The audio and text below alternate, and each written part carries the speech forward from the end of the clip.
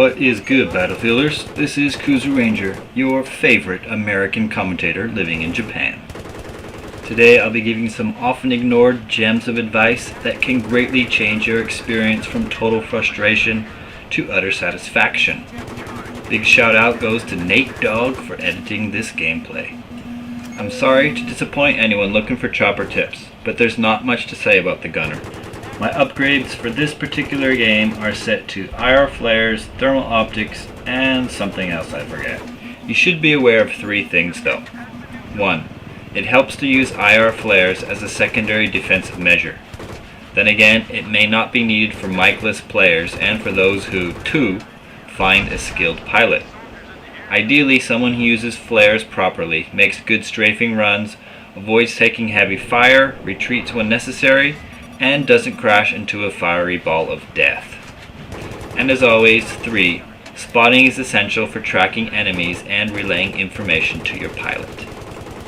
What I find more interesting than these tactics are the set of events that led me to this situation in the first place.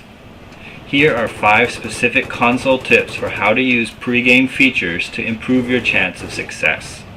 Number 1. Always use the custom search. Although the quick join saves you a few seconds, it's really not a smart choice. Find games in your local region or be prepared to join servers with substantial latency. Lag is not merely an annoyance, it is a severe penalty that will cause you to lose fair gunfights, become frustrated, and lose the game. So why willingly put yourself in that position? Number 2. Check team balance and player rankings. The custom search mode lets you look at the player list for each lobby. Though you can't determine which team people are on, you can use the information to make an educated choice. If you are an inexperienced player, then join a game with other low ranks, until you gain more confidence. If you have experience, then join a game with other high ranks who likely know how to play the objective. This is not a perfect fix, but it is certainly more helpful than jumping into a game completely blind. Number 3. Check the status of all squads on your team immediately after entering the game. Scroll to each one for vital information. You will see each player's class, their squad ability or lack thereof, as well as their kills and deaths. All of these are extremely helpful hints for determining the best squad to join.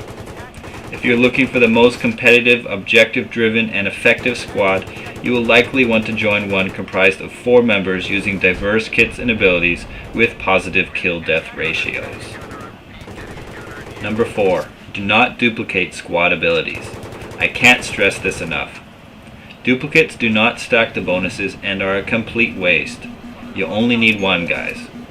There are plenty of very useful perks, so I won't go into them all.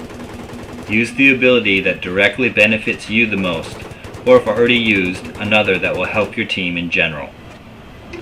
Number 5. Connect with other players. With cooperation and support, you have a much better chance of winning. Although you could say I was stealing kills from this pilot, I wrote a nice message to him afterwards and he soon accepted my friend request. This type of networking outside of the game is very important. You can't expect all strangers to be solid players, so build up a network of solid gaming buddies to play with on a regular basis. And there you have it. Let's make a quick review of what we've learned so far, shall we? Search manually to ensure a lag-free game. Check ranks to ensure balanced teams. Review and choose the best squad, and never duplicate squad abilities. Last, build up a network of gaming buddies. When combined, all of these tips will make Battlefield a more enjoyable experience and put you one step closer to victory. This has been Kuzu Ranger. Thanks for watching, guys. Peace.